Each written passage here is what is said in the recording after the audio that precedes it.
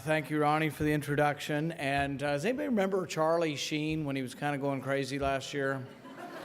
And he was going around, jumping around, saying, winning, winning, we're winning. Well, I kind of feel like that. I think we are winning.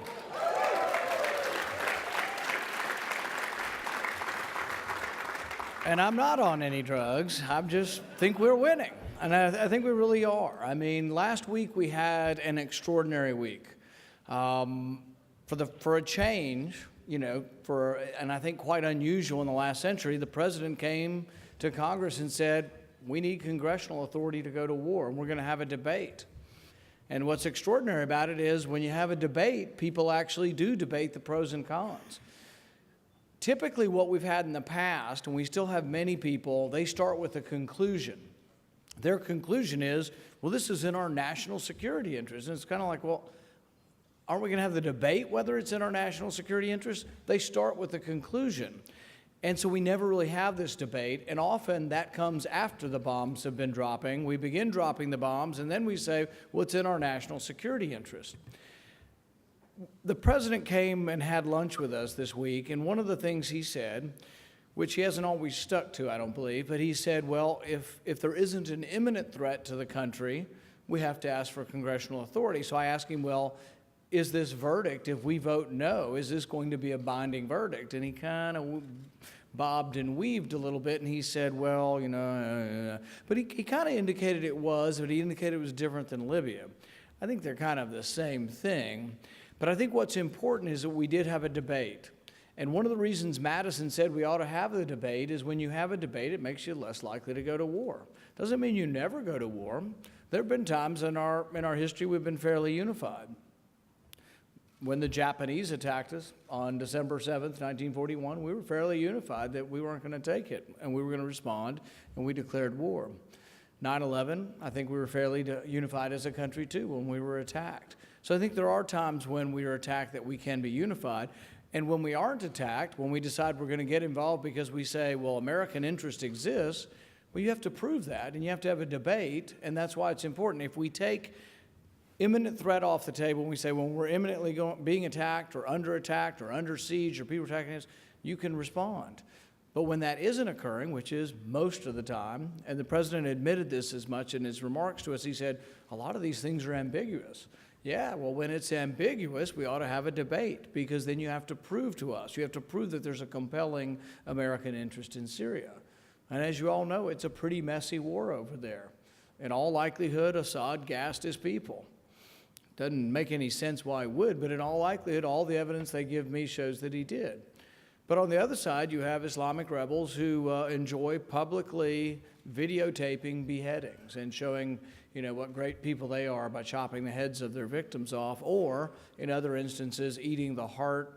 Or actually, what I love about PolitiFact is these different news organizations that claim they're monitoring the truth, that they said, no, that wasn't his heart, that was his liver.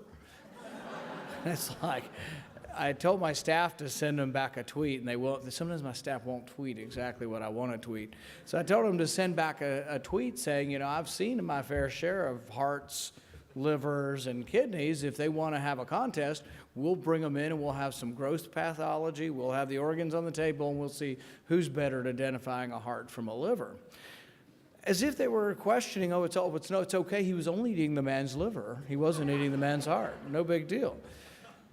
But really, there's atrocities occurring on both sides of this war, and the people who attacked us on 9/11 are on one side of the war, and they would be encouraged by destabilizing Assad.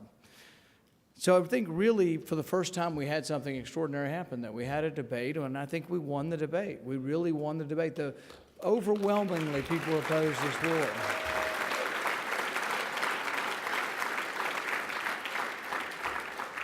I gave a speech last night, and it was on foreign policy, and there were 200 young people who work on the Hill.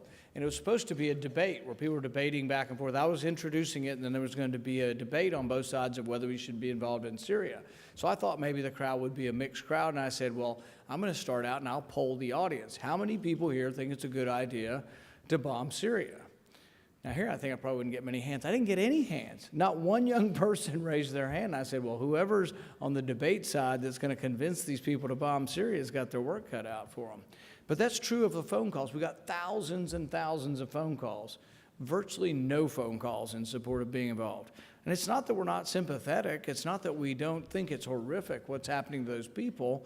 But you have to ask yourself, if you bomb Assad, is it more or less likely that he uses more chemical weapons? Well, John Kerry came to our committee and he says, I guarantee you he's more likely to do it if we don't bomb him. Well, I don't know. He already acted pretty irrationally if he bombed his own citizens when he knew it would encourage the rest of the world to get involved. That's behaving pretty irrationally. So do you think if we bomb him, he might launch bombs on Israel or Turkey or Jordan? The other reason they say we should be involved is because there's 500,000 refugees in Jordan. I ask the question, is it more or less likely there'll be more refugees in Jordan if we bomb them? I think more likely. I mean, we're going to scare the heck out of people, and they will flee when the war escalates.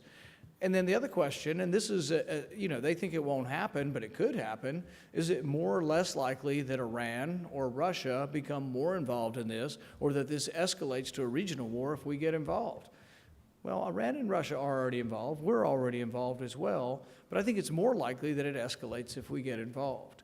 The best course here really is a diplomatic solution, and I'm hoping we're heading towards it. Now, I'm not naive enough to say, oh, well, Putin, we can trust him every time, and we can trust Assad. I think that isn't likely, but I think that Assad is feeling the pressure from his own civil war, and that there is a reasonable chance that we may. Now, I saw somebody from I think it's Dan Mitchell from Cato was on the television tonight, and they were asking him about, Assad says we should pay him $1 billion to get rid of the weapons, and Dan Mitchell's response was pretty good. He said, "Why don't we just give him Obamacare?"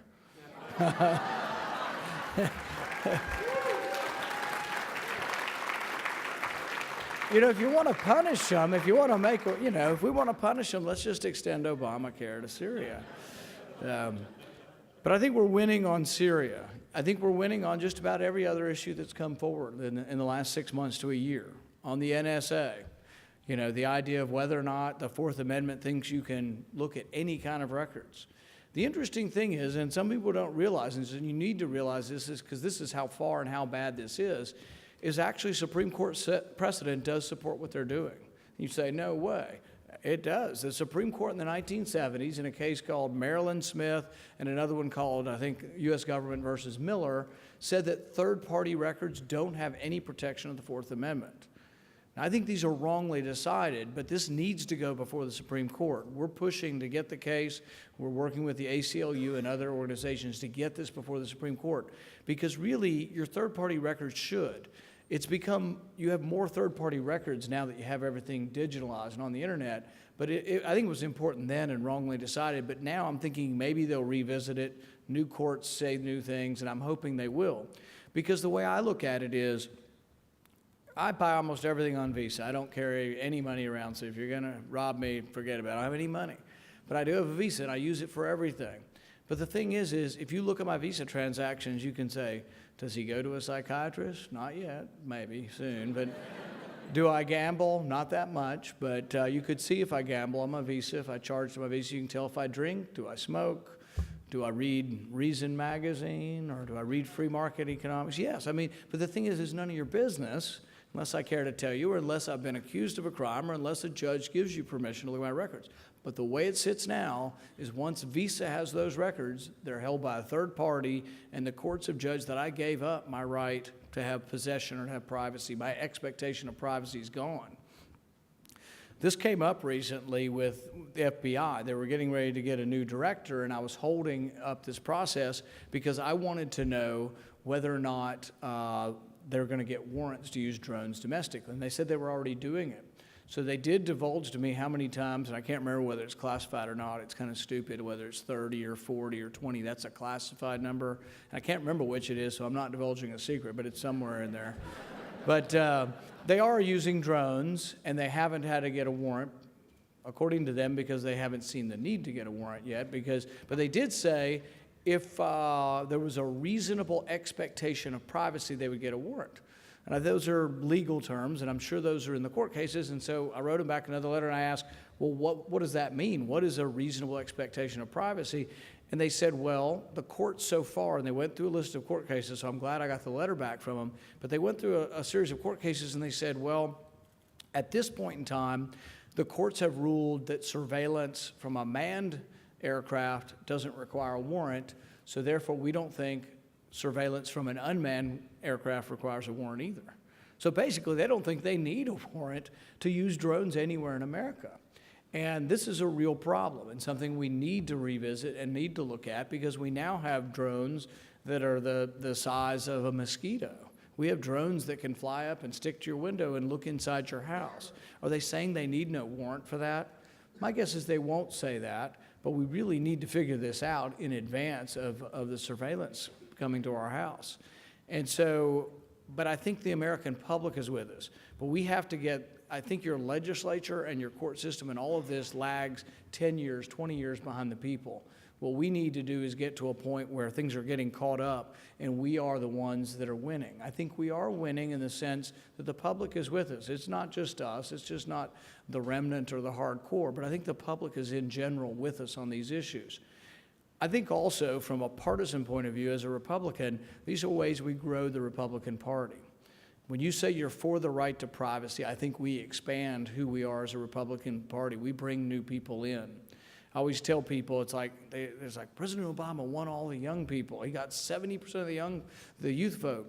And it's like, well, you know, he's losing it right now through a lot of this. But if we want to get the youth vote, it's not like we have to change our message, but they don't care so much about taxes or regulations. They don't have much money to care about, but they've all got a cell phone. They're all on the internet. They do care about whether the government should be looking at their every search on the internet or listening to their phone calls or recording their phone records.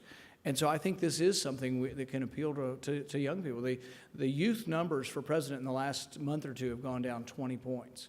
You know, so he really is losing the youth over this issue.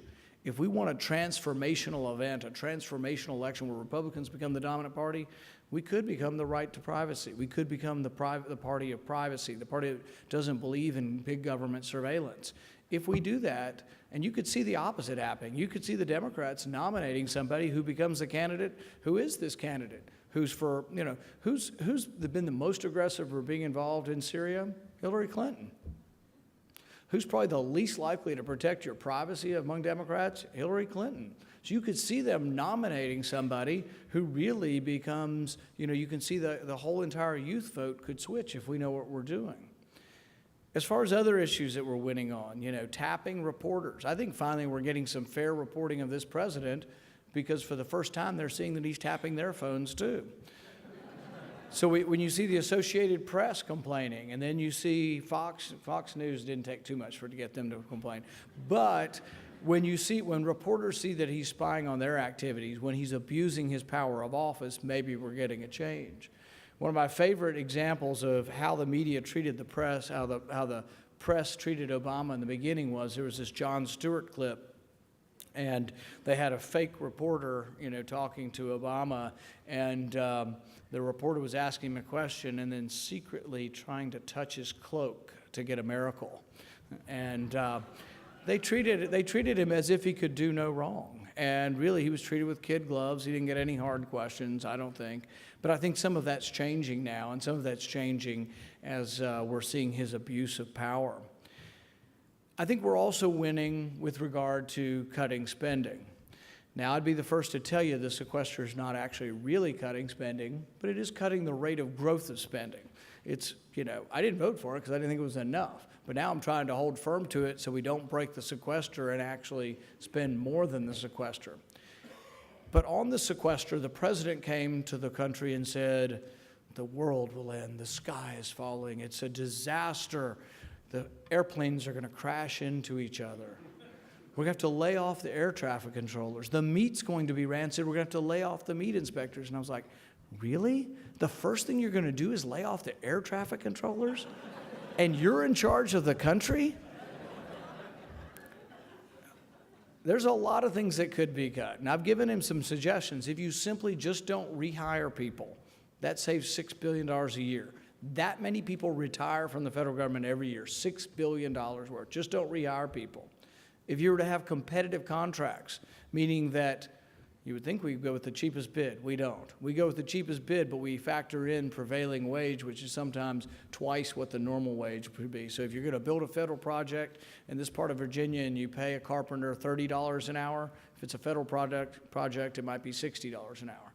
That alone, if you would do competitive wages and competitive bidding for all of government, that's $10 billion. The money adds up. There's $100 billion unaccounted for. They have no idea where the money is. It's been spent. It may not have been stolen. Probably wasn't all stolen. But they have no idea where it's been spent. They cannot account for it. The Pentagon's never been audited. They say they're too big to be audited. So we got companies that are too big to fail, and we have government agencies that are too big to be audited. That's a problem.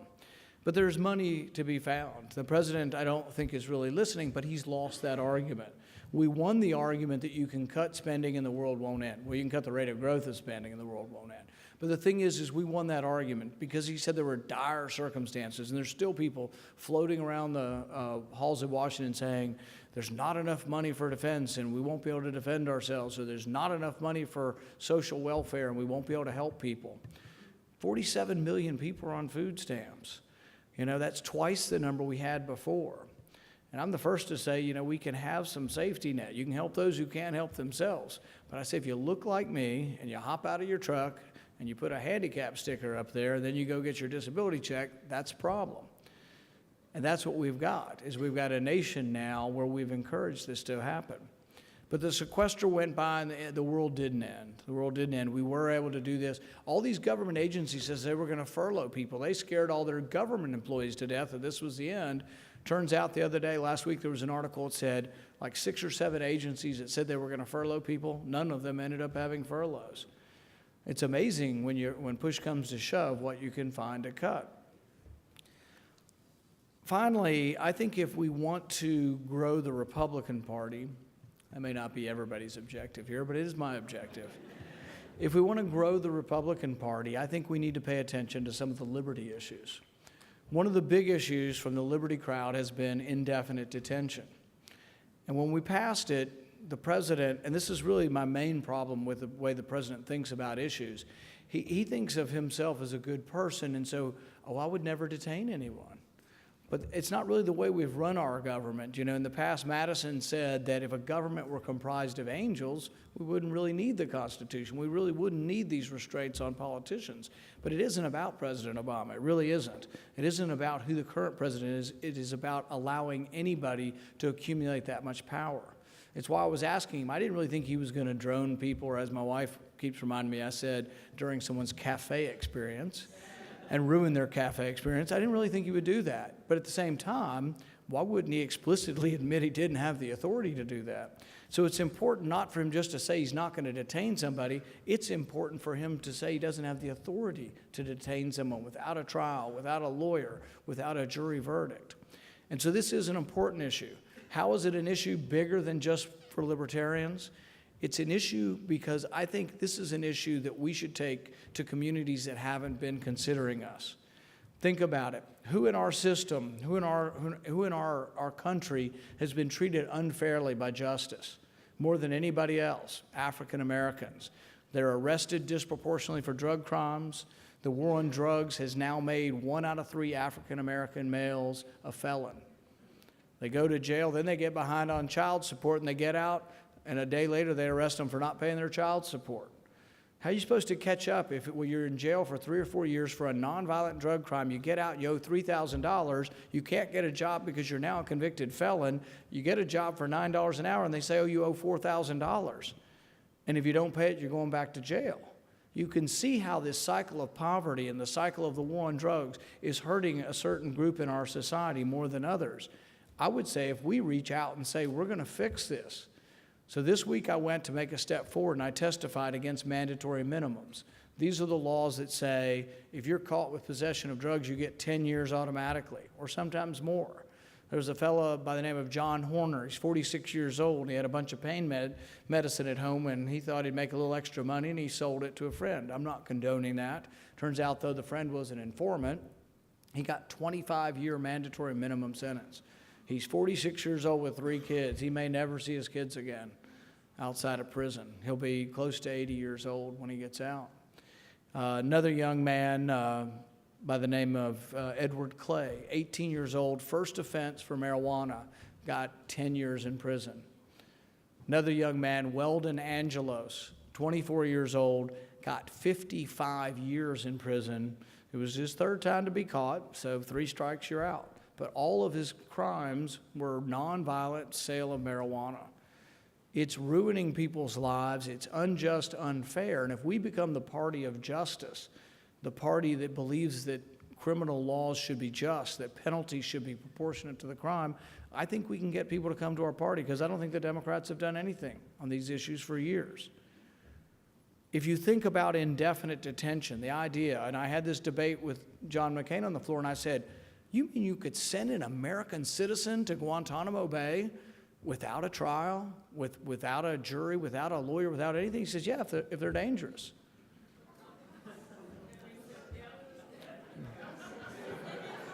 It begs the question, who gets to decide who's dangerous and who's not?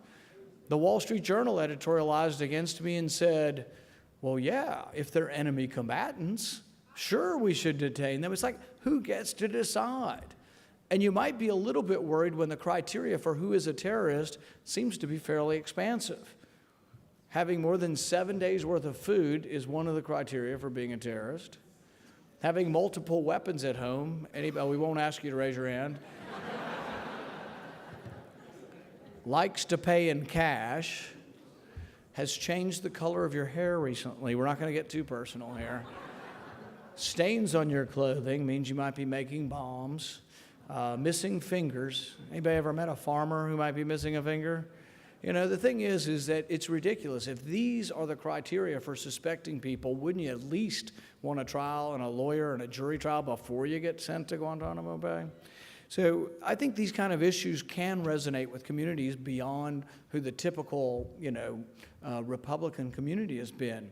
Because when you think about it, think back to the Olympic bombing. You remember Richard Jewell? Everybody said he was guilty. Well, it turns out he wasn't guilty. Imagine if he'd been a black man in 1920, what would have happened to him?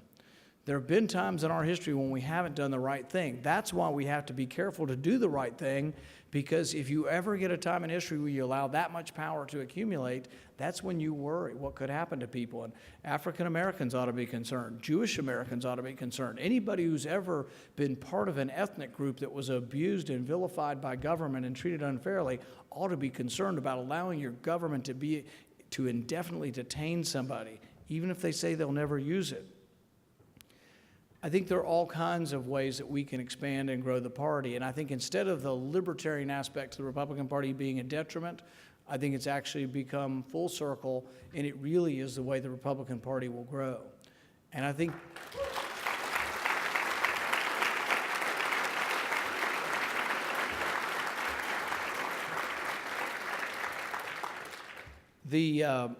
right after the Boston bombing, I was at a function in Louisville, and there was a policeman there from the Boston Police Department, and he was there as one of the first responders. And he said when the bombs exploded and it was like a war zone, there were limbs strewn everywhere, people bleeding to death, and he responded and he was applying tourniquets, and he was part of that first response team. And it filled him with horror that someone would do this, that someone in the name of religion or politics would blow up innocent people. And he said he was also part of the manhunt. He said he was also there. One of them was shot. He didn't have a problem with that. We do shoot criminals when they're fleeing. But when we captured the other one, when he was disarmed, he said what separates us and what makes us different from them is that we didn't beat the guy to death with tire irons. We took him to jail. In all likelihood, he is guilty. I mean, there's a lot of evidence out there, but we're going to give him a trial. He's going to get a lawyer. We do this with the worst, most despicable people. Terrorists are bad people. So are rapists. So are murderers. But nobody's proposing we don't have trials for them. I think it is what separates us. I think if we approach these issues with passion and zeal, the passion and zeal to defend basic justice, the Bill of Rights, and the Constitution, I think we will be the winning party. Thank you very much.